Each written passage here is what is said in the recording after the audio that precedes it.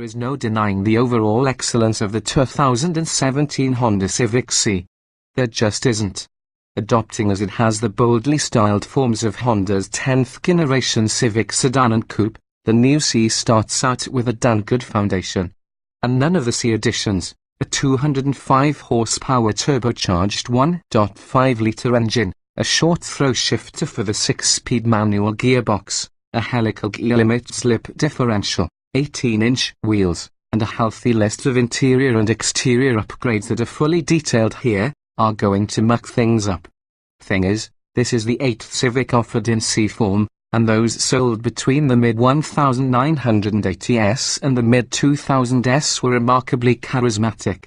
The previous two Si models, though, were relative duds, as there is only so much allure Honda could engineer into the lackluster Civics on which they were based. Now that the base Civic is back in our good graces, how much of the Si's former sparkle has been restored? And how will the new Si coupes and sedans fit into an expanded Civic range that will soon include the rip-snorting Civic Type R in all of its 306 horsepower hatchback glory?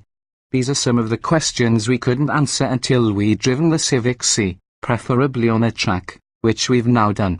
Shift less, go faster. Our first taste of the 2017 Civic Si came on the winding road course at the Honda Proving Center in the Mojave Desert, freshly repaved as part of a $25 million renovation of the 3,840-acre facility. The course has it all, various types of corners, steeply banked to a camber, increasing and decreasing radius, high and low speed, plus a few flat straights, some steep grades, and blind crests. The straighter sections aren't long enough to attain much speed. The facility has a 7.5-mile high-speed oval for that, which remained off limits to us, but the road course would give us a chance to experience the Si's transition of fluidity and engine elasticity. So we hopped into a red Civic Si coupe along with one of Honda's friendly professional driving coaches, who said, as we donned our balaclavas and helmets, that we would be able to drive the whole course in third or fourth gear. Remembering how previous Si models required frequent shifting to stay in the power band, especially once the VTEC valve train arrived in the '92 Civic Si, the ability to thread corners together without 2 or 3 shifts is one significant way the new model differs.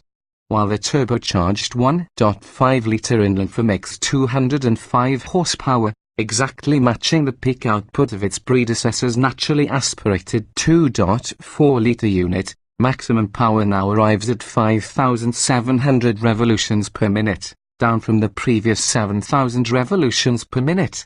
The new engine is far torquier, too, with 192 lb-ft delivered from 2,100 revolutions per minute to 5,000 revolutions per minute, compared with the 2.4 litres 174 lb-ft at 4,400 revolutions per minute.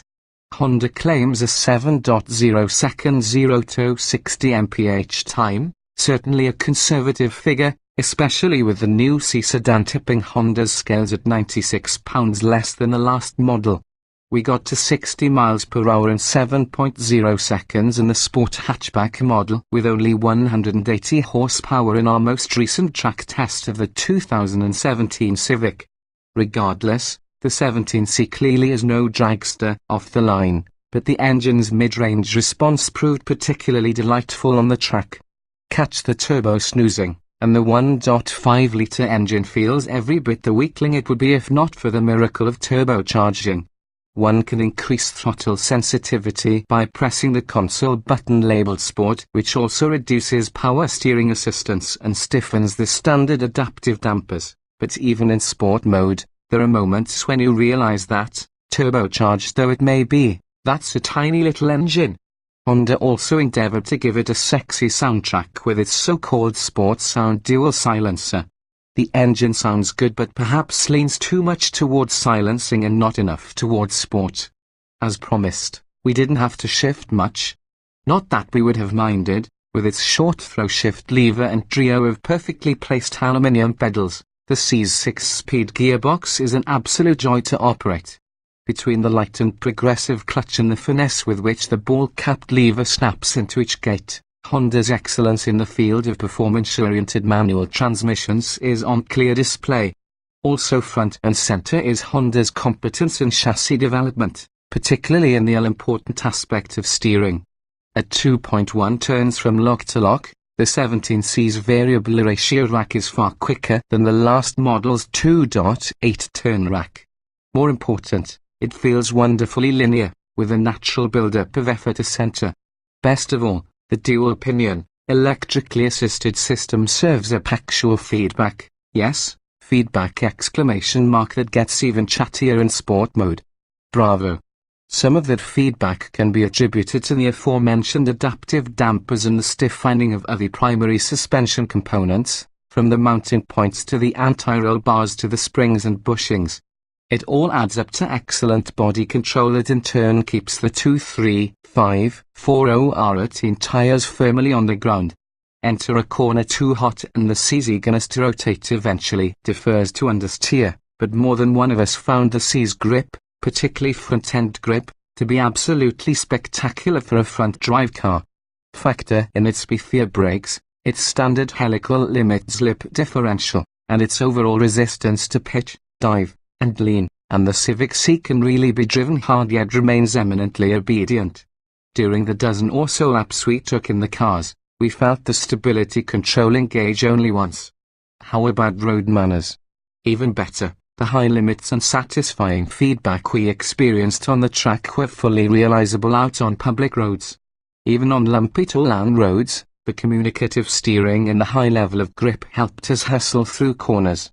Highway miles allowed us to appreciate the generally comfortable ride quality in normal mode, although even in the sport setting, it's far from harsh.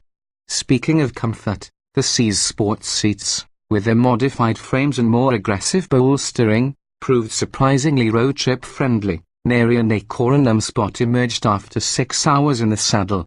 So there's plenty of excellence to appreciate in the new Si. But we'd be lying if we said it was love at first drive. However much Honda sought to make the car more visceral, the new Si remains slightly aloof. We will need more time with it to understand why the Civic Si didn't light our fire right away. Perhaps we're just overeager for the Type R.